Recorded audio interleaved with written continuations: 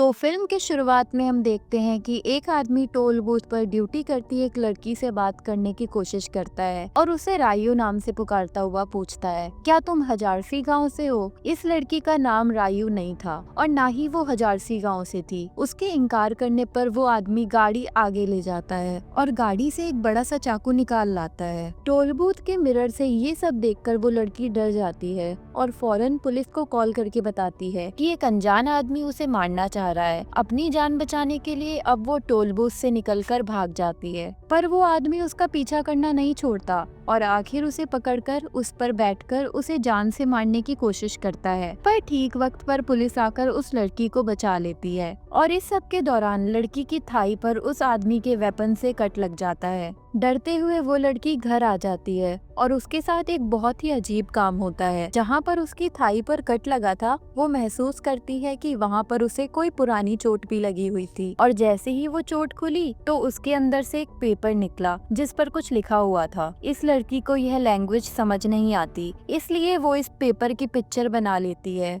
खैर, जितना बड़ा हादसा उसके साथ हो गया था, वो पहले वाली जॉब तो कंटिन्यू नहीं कर सकती थी, इसलिए अब उसने अपने फ्रेंड दी के साथ मिलकर एक नया बिजनेस स्टार्ट करने का फैसला किया। इनका बिजनेस भी कुछ ज्यादा अच्छा नहीं जा रहा था। फाइनेंशियली इन दोनों लड़कियों की हालत काफी खराब हो गई थी और तभी एक दिन घर की सफाई करते हुए उस लड़की की आंटी के सामने में से उस लड़की को एक पिक्चर मिलती है, जिस पिक्चर में वो और उसके मॉम डैड थे और पिक्चर के पीछे रायू लिखा हुआ था। और यहाँ उसे एक बहुत बड़ा सच यह रिवील होता है कि वो आदमी जो मूवी के स्टार्ट में उसे मिला था वो सच कह रहा था। इस लड़की का असल नाम रायू ही था और उसके साथ घर का एक एड्रेस भी लिखा हुआ था, जहाँ से उसे अपने गांव का नाम हजारसी पता चलता है। और यह बात जानकर वह बहुत ज्यादा कंफ्यूज हो जाती है कि जो बात उसे बचपन से अब तक नहीं पता थी, वो बात उस अनजान आदमी को कैसे पता थी। उसने तो आज तक अपनी फैमिली को, अपने पेरेंट्स को देखा ही नहीं था। वो हमेशा से अपनी आंटी के साथ रहती थी जो अब इस दुनिया से चली गई थी। जो पिक्चर रायू को मिली थी उसमें रायू को अपना एक घर भी दिखता है और रायू की दोस्त दीनी उससे कहती है कि इस घर को बेचकर हमारे सारे मसले दूर हो सकते हैं। इसलिए पिक्चर पर दिए हुए एड्रेस पर ये लोग सफर करने का डिसाइड करते हैं और सफर के दौरान रायू अपनी टांग से निकला हुआ पेज अपने साथ सफर करने वाले एक आदमी को दिखाती है, उससे इस पर लिखी हुई चीजों का मतलब जानने के लिए। तो वो आदमी एक शॉकिंग बात बताता है कि वो पेज एक तावीज था जिसे बनाया गया था रायू को कुछ सोल्स से प्रोटेक्ट करने के लिए। वह आदमी एक शॉकिंग बात रायू को ये भी बताता है कि ये पेज एक अच्छे मैजिक से नहीं लिखा गया, बल्कि नेगेटिव पावर्स और नेगेटिव एनर्जीज का यूज करते हुए इस पेज को बनाया गया है। इस बात को अपने दोस्त से भी छुपा लेती है क्योंकि उसे उस आदमी की बात पर पूरी तरह यकीन नहीं हुआ था। पर थोड़ी ही देर गुजरने पर उसे शक होने लग जाता है कि जैसे वो आदमी ठीक कह रहा था, क्योंकि उसे बार बार रास्ते में 3 लड़कियां नजर आ रही थी जो छोटी बच्चियां किसी और को नजर नहीं आ रही थी। उसने अपनी फ्रेंड दीनी से उन बच्चियों के बारे में पूछा भी था। वह समझ गई कि यह बच्चियां सोल्स ही हैं, क्योंकि जंगल के किनारे पर इस उम्र की 3 बच्चियों का होना नॉर्मल था ही नहीं और बार बार सिर्फ उसी के रास्ते में आना, इसी चीज ने साबित कर दिया था कि वो तीनों बच्चियां असल में सोल्स हैं, यानी आत्माएं हैं। खैर, जब इनका सफर खत्म हुआ तो पता चला कि सुबह हो गई थी और इन्हें अभी भी अपनी मंजिल तक जाने के लिए और काफी सफर तय करना था, पर वहाँ पर कोई भी गाड़ी नहीं जाती थी। अपने गांव में जाने के लिए ये लोग एक कार ले आते हैं और कार के ड्राइवर इन लोगों को बताता है कि इस गांव में ज्यादातर लोग नहीं रहते क्योंकि यहाँ पर एक अजीब तरह का कर्ज है। कार्ट वाला उन्हें ये भी बताता है कि यह गांव पपेट्स बनाने और पपेट्स का नाच दिखाने के लिए मशहूर था। वो जब इनसे यहाँ आने के रीजन पूछता है तो रायू कहती है, हाँ, हम भी पपेट के बारे में ही रिसर्च करने के लिए यहाँ आए हैं। इसलिए वो आदमी इन दोनों को यहाँ के सरदार सप्तादी के घर के बाहर छोड़ देता है। सप्तादी इस टाइम घर पर नहीं थे। सप्तादी की मॉम जब उनसे यहाँ आने का रीजन पूछती है, वो दोनों बताती है कि हम पपेट शो की हिस्ट्री पर रिसर्च करने के लिए आए हैं। अब इन्हें यहाँ पर कहीं स्टे भी तो करना था। रायू अपनी फ्रेंड दीनी को उसी घर ले जाती है जो घर इन्होंने अपनी पिक्चर में देखा था। वो घर बिल्कुल खाली था, घर की हर चीज पर धूल जमी थी और किसी भी चीज को संभाला नहीं गया था। किचन में गला सड़ा खाना, धूल मिट्टी से भरा सामान, ये सब बता रहा था कि इस घर को जल्दबाजी में छोड़ा गया था। सारी चीजों को चेक करते हुए उन्हें कुछ पिक्चर्स भी मिल जाती हैं। इन सारी पिक्चर्स में वो कहीं पर भी नहीं थी। इन्हीं पिक्चर्स को देखते हुए इन्हें बाहर से किसी की आवाज आने लग जाती है। रायू देखती है कि घर के बाहर एक बहुत बड़ा सा ग्रेवयार्ड था जहाँ पर इस टाइम किसी को दफनाया जा रहा था और दफनाने के बाद जल्द ही यह लोग यहाँ से चले जाते हैं। रायू भी अपने पेरेंट्स की ग्रेव पर जाती है, उनके लिए प्रे करती है और ये लोग एक अजीब चीज ये नोटिस करते हैं कि इतने बड़े ग्रेवयार्ड में सिर्फ कुछ ही बड़ी ग्रेव्स थी, बाकी सब तो छोटी छोटी ग्रेव्स थी, जैसे छोटे बच्चे मर गए हों। रात में इसी गांव का हमें सीन दिखाया जाता है। इस गांव में एक औरत के पास एक बच्चा पैदा हुआ था, जिस बच्चे को ये लोग इस गांव के लीडर्स को पकड़ा देते हैं और सप्तादी उस बच्चे को मार देता है। सुबह को ये लोग उस बच्चे का फर्नल करते हैं और दीनी को यह बात काफी अजीब लगती है कि यहाँ पर बच्चे बहुत तेजी से मर रहे थे। एक कल मरा था, एक आज मरा था और यह नॉर्मल तो नहीं था। ये दोनों काफी डरी हुई थी और इसी टाइम पर सप्तादी की नजर उन पर पड़ जाती है और वह उनके पास आकर पूछता है, तुम लोग कौन हो और यहाँ क्या कर रही हो? फिर से वही झूठ बोलती हैं कि हम पपेट शो की हिस्ट्री को रिसर्च करने के लिए यहाँ आए हैं। यह सुनकर सप्तादी उनसे उनकी उम्र पूछता है तो वो भी गलत बता देती है। जिसके बाद सप्तादी उन दोनों लड़कियों को अपने घर पर भी इनवाइट कर लेता है, लेकिन उनके बोलने का अंदाज इतना अजीब था कि वो दोनों डर चुकी थी। दीनी उसे कहती है कि मुझे नहीं लगता कि उनके घर जाना ठीक है, पर रायू कहती है हमें जाना पड़ेगा क्योंकि मेरे घर की प्रॉपर्टी के पेपर्स उन्हीं के पास है और मुझे वो लाने हैं, तभी तो हम इस घर को बेच पाएंगे। अब रायू अपने लिए खाना लेने के लिए जाती है और बातों ही बातों में वो होटल के ओनर से अपने घर के बारे में पूछती है। राती नाम की इस लड़की को ज्यादा नहीं पता था और पीछे से उसकी ग्रैंड माँ बहुत ही गुस्से से बोलती हैं कि इस घर में रहने वाले लोग शैतान थे और ये घर भी शैतानी है।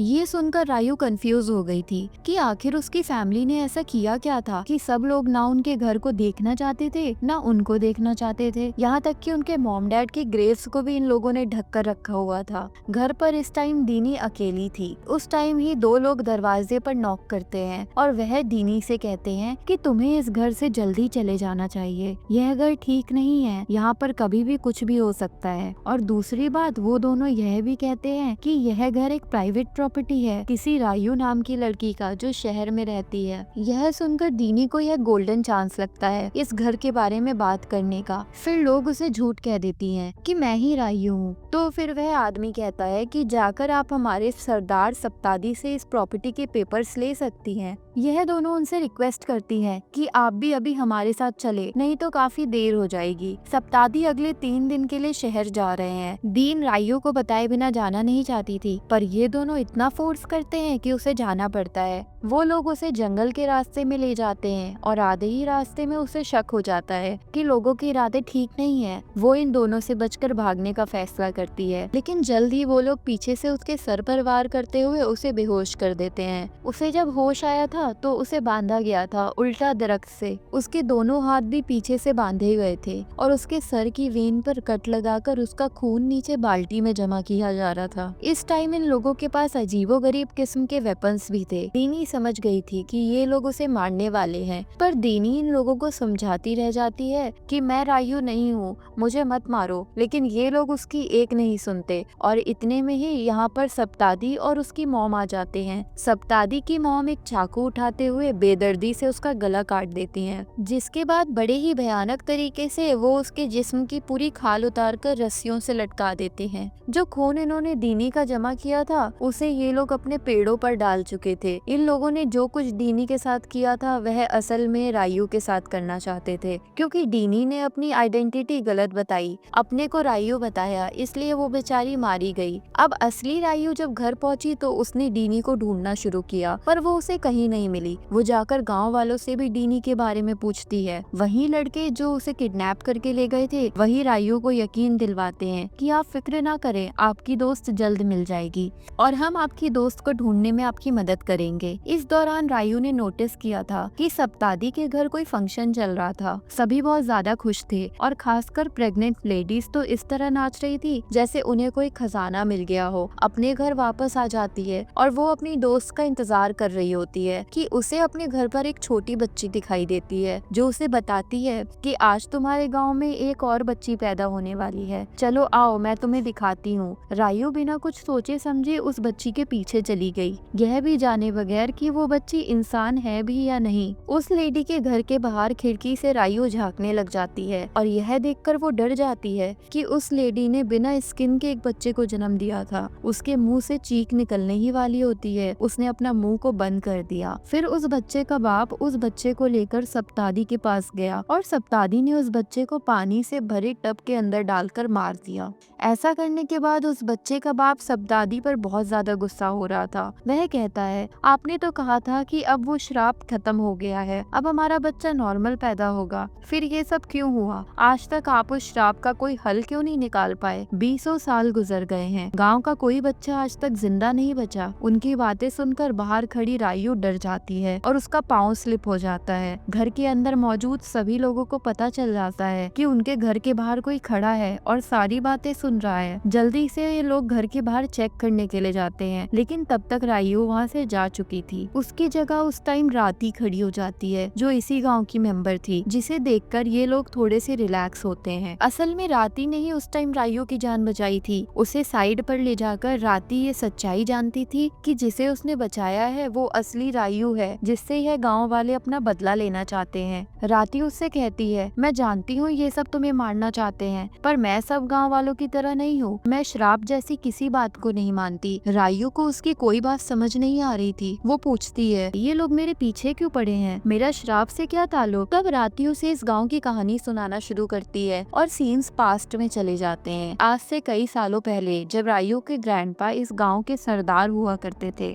तब इस गांव में सब ठीक था, सब खुशी से रहते थे। पर एक दिन उनकी मौत हो गई और सरदार बन गए उनके डैड, जो कि पपेट्स बनाने का काम भी करते थे। उन्होंने गांव की एक खूबसूरत लड़की से शादी की, पर 3 साल तक उनके पास कोई बच्चा नहीं हुआ और फिर जब हुआ तो 5 साल तक किसी ने उसका चेहरा नहीं देखा। यहाँ तक कि घर के तकरीबन हर इंसान ने ही घर से बाहर निकलना छोड़ दिया था। फिर गांव से एक दिन 3 छोटी बच्चियां गायब हो गईं और उसके कुछ दिन के बाद रायू के डैड 5 साल के रायू को लेकर जब बाहर निकले तो लोगों ने बातें बनाना शुरू कर दिया। जरूर ये बच्ची आम नहीं है, किसी श्राप का या जादू का नतीजा है जो कि शायद उसके डैड ने किया था। उन छोटी बच्चियों को मारकर जो गांव से गायब हुई थी, ये बात निया ने फैलाई थी, जो अब के सरदार सब्दी की माँ थी, जो उन दिनों के घर मेड का काम किया करती थी। क्योंकि रायू के डैड सरदार थे तो कोई उनसे जाकर ये ना पूछ पाया कि 5 साल तक उन्होंने अपनी बेटी को सबको क्यों नहीं दिखाया, और ना ही किसी ने उनसे ये पूछा कि आपने 3 बच्चियों की किडनैपिंग का कोई भी एक्शन क्यों नहीं लिया। ऐसे ही दिन गुजरते रहे और फिर एक दिन अपना पपेट शो दिखाते हुए पता नहीं रायू के डैड को क्या हुआ, वो पागल हो गए और उन्होंने शो में आए हुए सभी लोगों को चाकू से बेदर्दी से मार डाला। ये देखते हुए सभी गांव वालों ने अपने बचाव के लिए उनको और उनकी वाइफ को मार दिया और रायू को बचाने के लिए उनकी एक हेल्पर भगाकर उसे शहर में ले आई। वो दिन है और आज का दिन, सबके बच्चे जब इस गाँव में पैदा होते हैं तो बिना स्किन के पैदा होते हैं, जिन्हें फिर गाँव के लोग मार देते हैं। उनका मानना है कि ये श्राप तुम्हारे साथ जुड़ा है और तुम्हें मारने पर ठीक हो जाएगा। वो बताती है कि सप्तादी का मानना है कि तुम्हें मारकर तुम्हारी स्किन से एक पपेट बनाया जाएगा और उस पर जादू होगा, जिसके बाद बाकी सब बच्चों पर से वो श्राप खत्म हो जाएगा। इसलिए तो हमें दिखाया गया था कि उन्होंने दीनी को जब रायूक समझकर तो उसकी स्किन उतार ली थी ताकि उसका पपेट बनाया जा सके। राती उसे एक और बड़ी सच्चाई यह भी बताती है कि तुम्हें जो इंसान शहर में मारने गया था वो मेरा ही हस्बैंड था, क्योंकि मैं प्रेग्नेंट हूँ। वो मेरे बच्चे को बचाना चाहता है और उसे लगता है कि तुम्हें मारकर वो मेरे बच्चे को बचा लेगा,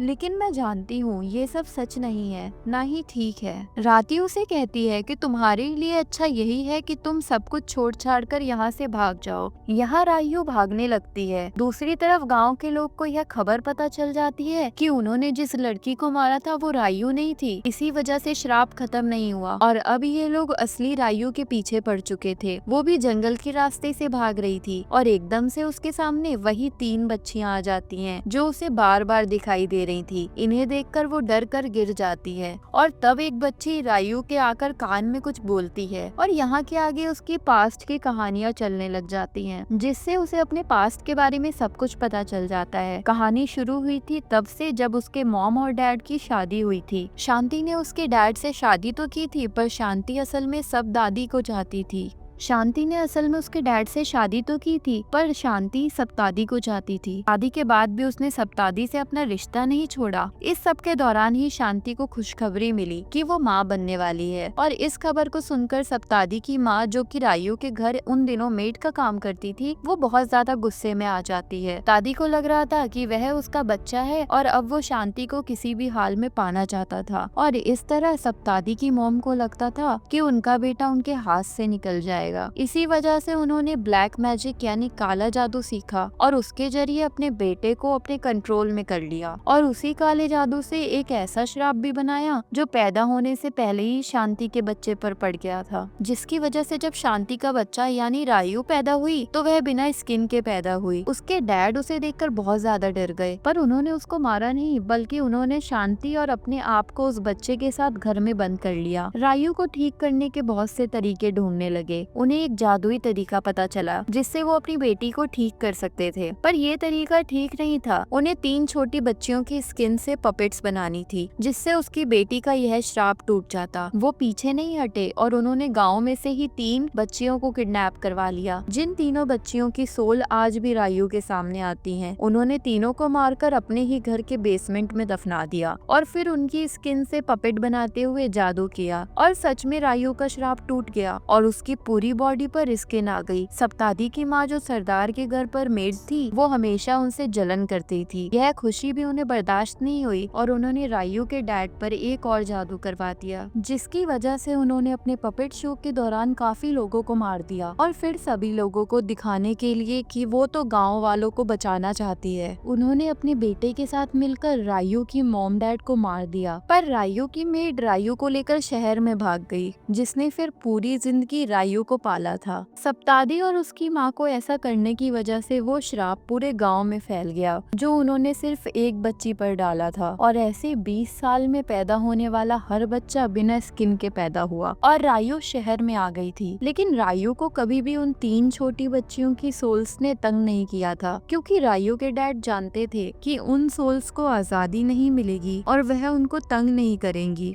इसलिए उन्होंने एक और जादू करते हुए एक स्पेल बनाया और उसे लिखकर रायू की टांग के अंदर डाल दिया था। यह वही स्पेल था जो मूवी के स्टार्ट में रायू की टांग के अंदर से निकला था, और उसी के बाद से तो उन बच्चियों की सोल्स उसे नजर आनी शुरू हुई थी। माया उस टाइम इन तीनों बच्चियों से पूछती है, आखिर तुम मुझसे चाहती क्या हो? बच्चियां कान में बताती हैं, हम कुछ नहीं चाहते तुमसे, अपना बदला भी लेना नहीं चाहते, बस हम ये चाहते हैं कि हम आजाद हो जाएं, और हम आजाद इस तरह होंगे जब तुम हमारी हड्डियों को और हमारी स्किन को एक साथ दफन करोगी, और ऐसा करते ही वो श्राप भी खत्म हो जाएगा जो पूरे गांव पर है। रायू वापस गांव जाती है और घर से उन तीनों पपेट को ढूंढ निकालती है जो उन बच्चियों की स्किन से बनाया गया था, और फिर उन्हें उन बच्चियों की ग्रेव के अंदर दफन कर देती है, जिससे उन बच्चियों को आजादी मिल जाती है और गाँव का श्राप भी खत्म हो जाता है। लेकिन इस बात की खबर जैसे ही नियो को पता चलती है तो उसे दोबारा गुस्सा आ जाता है और वह रायू को मारने की ठान लेती है। असल बात तो ये थी कि नियो को ही रायू और उसकी पूरी फैमिली से दुश्मनी थी। उसके डैड असल में नियो के ही बेटे थे, पर क्योंकि निया और रायू के ग्रैंडपा का रिलेशन सबके सामने नहीं आया, उनके इस रिलेशन को इज्जत नहीं दी गई। इसी वजह से निया गुस्से में आ गई और उन्होंने सरदार की पूरी फैमिली को खत्म करने की ठान ली, उनसे सारी खुशियां छीनने की ठान ली।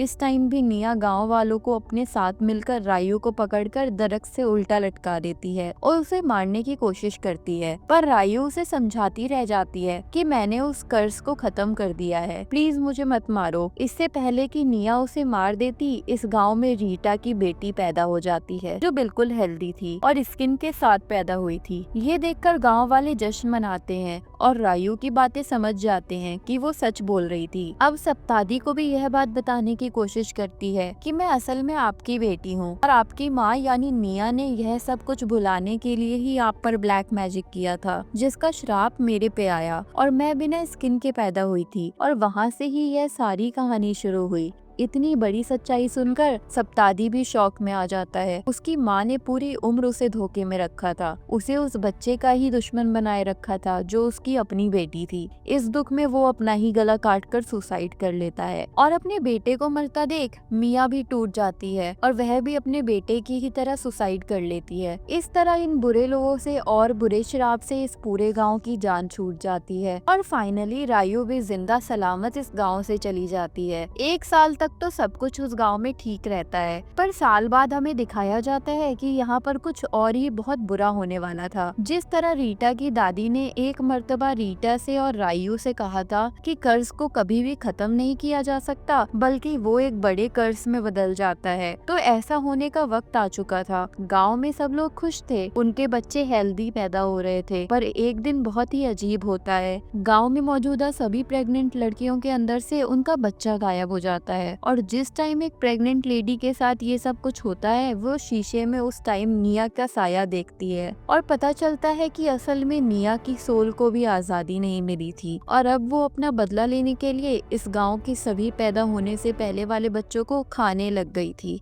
और इसी मिस्ट्री के साथ अब ये मूवी खत्म हो जाती है कि क्या कोई इस कर्ज को भी खत्म कर पाएगा या नहीं।